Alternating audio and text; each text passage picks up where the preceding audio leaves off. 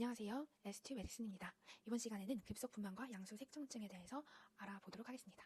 그 급속분만과 되게 관련된 중요한 합병증이 바로 양수색전증이거든요. 그래서 이거에 대해서 한번 공부해 보도록 하겠습니다. 먼저 급속분만인데요. 이게 영어로는 precipitous labor이라고 합니다. 그래서 분만 진통 시작부터 태아 만출까지 이제 3시간 이내에 이루어지는 분만을 급속분만이라고 하고요. 이렇게 빠른 분만이 되게 좋은 것 같긴 하지만 사실 여러 가지 합병증이 동반이 될 수가 있습니다. 대표적인 합병증으로 이제 산도 열상이 있을 수 있고요. 그리고 자궁 이완증이 있을 수 있고, 그리고 자궁 파열,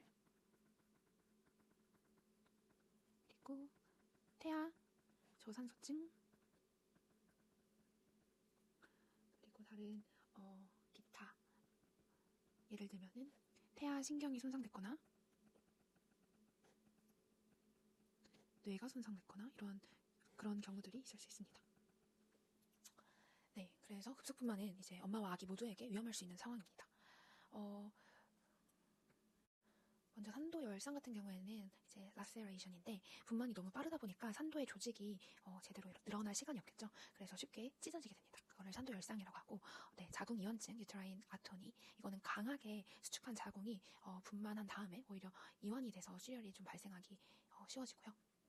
자궁 파열, uterine rupture, 이거는 이제 특히 이전에 제왕절개 그런 흉터가 있던 산모에게 특히나 또 위험을 할 수 있습니다. 그리고 태아 저산소증, 이제 그 fetal hypoxia 같은 경우에는 되게 강하고 되게 자주 있는 그런 수축으로 인해서 태반 혈류가 줄어들면서 이제 태아에게 산소 공급이 부족해질 수 있고요. 그래서 발생하고 다른 이런 기타적으로 태아의 신경 손상이라던가 뇌 손상 등이 동반이 될 수 있죠. 그래서 이제 급속분만은 엄마와 아기 모두에게 되게 응급 상황이 될 수 있다는 점을 우리가 알아둬야 합니다. 그래서 이 5가지 알아두시면 좋을 것 같고요. 그 다음에는 이제 그 급속분만과 연관된 되게 중요한 합병증이죠. 그게 바로 양수색전증입니다. 이거에 대해서 같이 공부해 보도록 하겠습니다. 먼저 이 양수색전증 같은 경우에는, 네, 영어로는 이제 amniotic fluid embolism인데 이게 약자로 우리가 AF이라고 해요. 이게 이제 발생 빈도는 되게 낮아요. 하지만 발생하면 산모 사망의 되게 중요한 주요 원인 중에 하나가 됩니다. 그래서 정말 중요한 질환이고요. 위험인자가 뭐가 있느냐? 위험인자가 아까도 말씀드렸던 것처럼 급속 분만이 있다. 그리고 태아 만출, 이게 이제 플라젠탈 세퍼레이션이고요. 그리고 되게 large vein이 파열되는 경우. 이런 것들이 이제, 그러니까 결국에는 양수나 태아 조직이 산모의 혈류로 들어갈 수 있는 상황들이 그 위험 요인이 됩니다. 네, 급속분만 시나 아니면 태아 만출, 플라젠타 세퍼레이션이나 라지 베인이 파열된 경우, 이게 바로 양수나 태아 조직이 산모 혈류로 들어갈 수 있는 상황들이에요. 그게 위험 요인이고, 이제 병태 생리를 보자면 이 AFE의 핵심은 3가지 기전이에요. 뭐냐면 폐색전, 그리고 순환부전, 그리고 DIC, 이렇게 3가지입니다.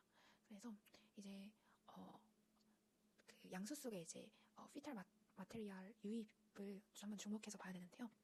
피탈 마테리얼 유입이 뭐냐면 이제 그 암니오틱 플루이드, 그 양수 속에는 이제 태아액에서 나온 여러 가지 성분들이 들어있어요. 예를 들면 태아 각질세포라던가 태아 솜털이라던가 뭐 메코니움, 태변, 그런 점액이나 지방질, 이런 것들이 있는데, 되게 드물게 분만 중에 이런 태아에서 유래된 물질들이 산모의 혈류로 들어가는 것을 그 양수 속 피탈 마테리얼 유입이라고 표현을 합니다.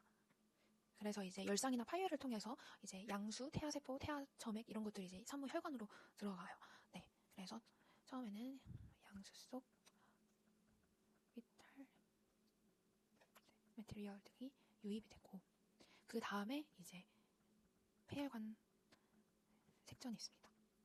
그러니까 혈류로 들어간 그런 피탈 마테리얼이 이제 폐혈관을 막게 되겠죠. 그러면은 이 폐혈관의 압력이 상승을 하게 돼요. 네, 그래서 이제 폐혈관이 이제 막히면은 그 폐혈관 압이 상승을 하고, 그러면 이제 그 우심실 부전이 생깁니다. 그래서 이게 이제 뭐 저혈압이나 호흡 부전으로 이어질 수 있는 거죠. 네. 그래서 이 폐혈관 색전, 네, 이 폐혈관 색전에 대해서도 봐야 되고요. 그리고 나서 이제 3번째가 응곡의 활성화입니다. 그 태아 조직 속에 이제 티슈 팩터가 팩터 7을 활성화하게 돼요. 네, 그 태아 조직의 티슈 팩터가 팩터 7을 활성화하고 이제 전신 DIC로 진행시키게 되는 거죠. 그래서 이제 정리를 하면 양수 속에 있는 이 피탈 메테리얼들이 유입이 된다.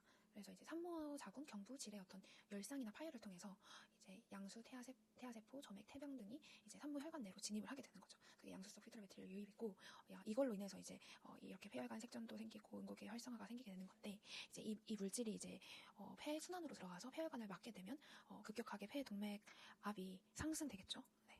폐혈관이라고 했는데 구체적으로는 폐동맥압이겠죠.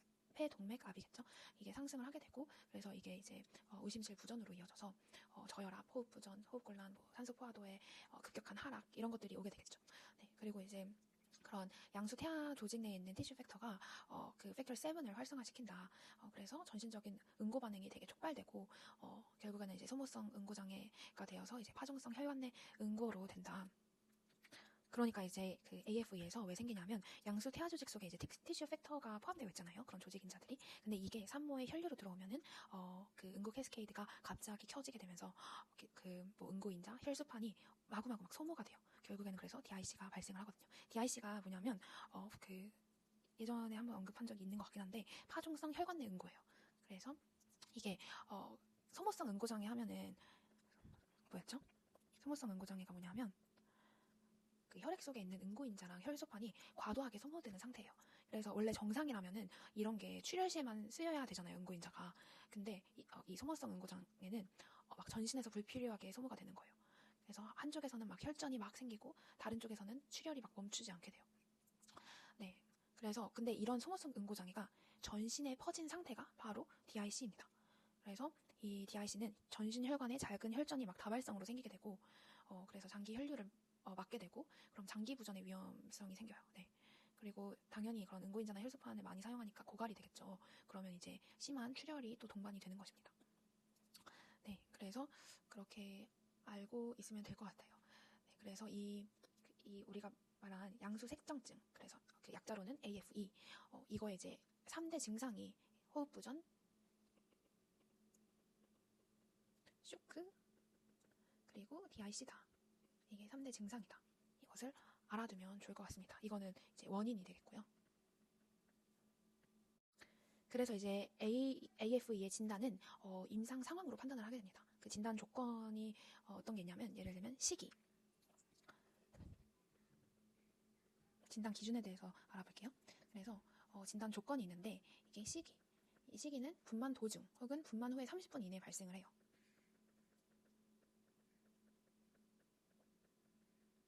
그리고 증상은 갑작스러운 저혈압 또는 호흡 부전입니다. 그리고 이제 혈액 검사가 이제 DIC 소견. 이게 이제 나타나야 되는 거죠. DIC 소견이 보이면 진단을 할 수 있는 거죠. 이게 DIC 소견이 뭐가 있냐면 뭐 혈소판 감소, 그리고 PT, APTT가 이제 연장이 되겠죠. 그리고 이제 피브리노겐, 노겐이 어떻게 될까요? 감소를 하겠죠. 그리고 FDP가 증가하겠죠. 그래서 이제 그 시기는 분만 도중 혹은 분만 후에 30분 이내에 발생한다고 했는데 왜 그러냐면 이제 AFE가 양수 태아 성분이 이제 산모 혈류로 들어가는 게 원인이잖아요. 그래서 보통 양막이 파열되고 태아 만출 전후에 가장 잘 생기게 됩니다. 그래서 그런 거고 따라서 이제 분만 도중 혹은 분만 직후에 갑작스럽게 발생을 한다고 알고 있으면 되고요. 이게 양수 속의 물질이 폐혈관으로 들어가잖아요. 그래서 이 폐동맥, 폐혈관 압력이 상승하게 되고 그래서 이제 급성 우심실 부전이 생겨서 혈압이 떨어지게 되는 거죠. 이게 쇼크가 되는 거죠. 네. 근데 동시에 그리고 폐색전, 폐혈류 장애로 인해서 산소 교환이 안 되니까 그런 호흡 부전까지도 저산소증까지도 발생을 하게 되는 겁니다. 그리고 이제 그래서 뭐 첫 증상이 예를 들면 갑자기 쓰러지고 막 청색증이 나타나고 이런 식으로 나타날 수 있는 거죠. 그리고 이제 양수 태아 조직에 있는 그런 티슈 팩터가 산모 혈액 내에 있는 응고계를 과도하게 자극을 한다고 했잖아요. 그래서 응고인자와 혈소판이 급격하게 소모가 되면서 그런 소모성 응고장애가 생기고 이제 그게 DIC로 이어진다고 우리가 아까 이야기를 나눴고요. 그래서 당연히 이 혈소판은 감소가 되겠죠. 플라텔렛 감소가 되고 왜냐하면 이게 혈전 형성 과정에서 혈소판이 과다로 소모되기 때문에 수치가 떨어질 수밖에 없는 거고요. 그리고 이제 그 응고인자들이 소모되면 정상 응고에 필요한 시간이 지연이 되겠죠. 그래서 PT나 APTT가 길어지게 되는 거고 그리고 이제 피브린 형성에 계속 쓰이다가 계속 고갈되겠죠. 이 피브린 노겐이. 그래서 수치가 떨어지게 될 거고. 그리고 이 FTP가 뭐냐면 피브린 그 디그레듀에이션 프로덕트의 약자예요. 그래서 이미 생긴 혈전을 이제 분해하는 과정에서 그 FTP가 증가하게 돼요. 예를 들면 D-다이머 같은 것들이 증가를 하게 돼요. 이게 뭐냐면 혈전이 많이 생겼다가 또 많이 깨지고 있다는 증거가 됩니다. 이 피브린 디그레데이션 프로덕트, 이게 섬유소 분해 산물이에요. 그래서 이거에 대해서 조금 더 알려드리면, 이제 혈액이 응고될 때 피브린, 이게 섬유소죠. 그 피브린이 망을 형성해서 혈전을 만들게 되죠. 그래서 이후에 체내의 어떤 그런 균형을 위해서 플라스민이라는 효소가 피브린을 잘라내면서 혈전을 녹이게 되고요. 근데 이때 잘려나온 조각들이 바로 FTP입니다. 네. 그래서 그 섬유소 분해 산물이라고 하는 거예요. Fibrin Degradation Product. 그래서 이 FTP 중에 하나가 D-다이머예요. 그래서 이거 역시도 실제 임상에서 그 검사에서 되게 자주 쓰이는 지표이고요. 그 FTP가 증가했다는 게 그럼 무슨 의미인가 하면은 혈전이 많이 생겼다는 뜻이겠죠. 왜냐하면 피브린이 혈관 내에서 되게 과도하게 만들어져야지 FTP가 늘어나는 거고요. 그리고 몸속 어딘가에 되게 혈전이 엄청나게 생겼다는 신호가 됩니다. FTP가. 왜냐하면 그 플라스민이라는 효소가 피브린을 잘라내면서 그 혈전을 녹이는데 그때 잘려나온 조각들이 FTP라고 했잖아요. 그러니까 그만큼 혈전이 많이 생겼다는 뜻이고 FTP가 증가했다는 의미가. 그리고 이제 혈전이 동시에 많이 깨지고 있다는 거겠죠. 이 플라스민이 활발하게 작동을 해서 혈전을 녹이는 중이라는 의미로 받아들일 수 있고, 그래서 단순히 혈전만 생기는 것이 아니라 분해 과정까지 되게 활발하다는 것을 알 수가 있습니다.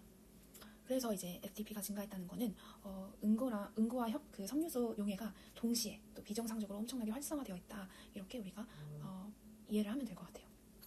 그래서 이 DIC에서는 티슈 팩터가 응고계를 과잉 활성화시켰죠.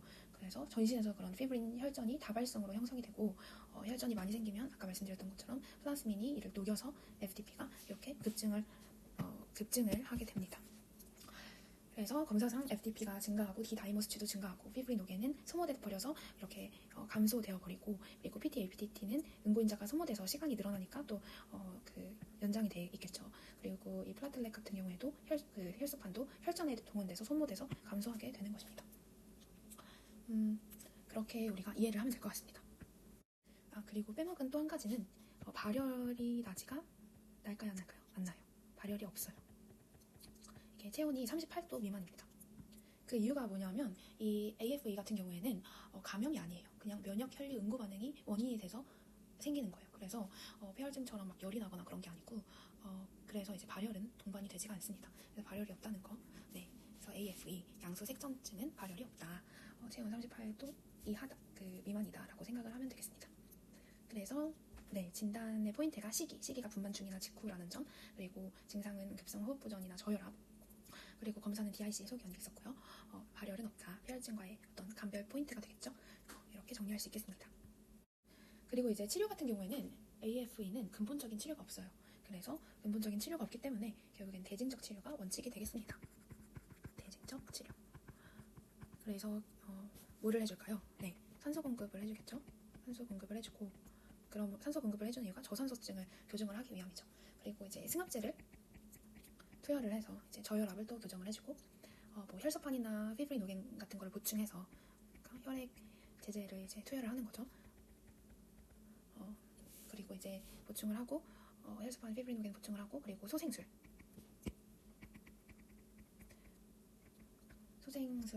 이제 예를 들면 심장제가 동반이 되면은 즉각적으로 이제 CPR을 해서 소생술 같은 걸 하고, 이런 식으로 그냥 대증적 치료를 한다. 근본적인 치료가 없다. 그러니까 원인 제거가 불가능하기 때문에 그냥 생명 유지에 초점을 둔다라고 우리가 알면 되겠습니다. 그러면 정리를 해본다면 급성분만은 이제 3시간 이내에 끝나는 분만이죠. 네. 그래서 산모와 태아 모두에게 위험하다. 합병증이 산도열상, 자궁이완증, 자궁파열, 태아 저산소증, 이런 태아 손상, 기타 손상들이 포함된다. 양소색전증은 이제 급성분만과 연관될 수 있는 되게 치명적인 합병증이다. 그래서 진단 기준은 분만 30분 이내라는 거 알아두시고, 그리고 저혈압이랑 호흡부전, 왜냐면 그 양소 속에 있는 피탈 매테리얼이 이제 유입이 됐잖아요. 그래서 생기는 거여서 저혈압, 이게 막 그 폐혈관 색전증을 유발을 하고 폐혈관 압력이 높아져가지고 이제 그 RV failure이 생기면 이제 저혈압이나 호흡부전 같은 게 생길 수 있으니까 이런 거 알아두고, 그리고 이제 응고개가 활성화됨으로 인해서 DIC 같은 게 생길 수 있고, 거기다가 플러스로 발열은 없다. 치료는 특별히 원인을 해결할 수 있는 치료가 없기 때문에 대증적 치료를 한다. 이러한 대표적인 키워드들을 우리가 기억해두면 좋겠습니다. 네, 감사합니다.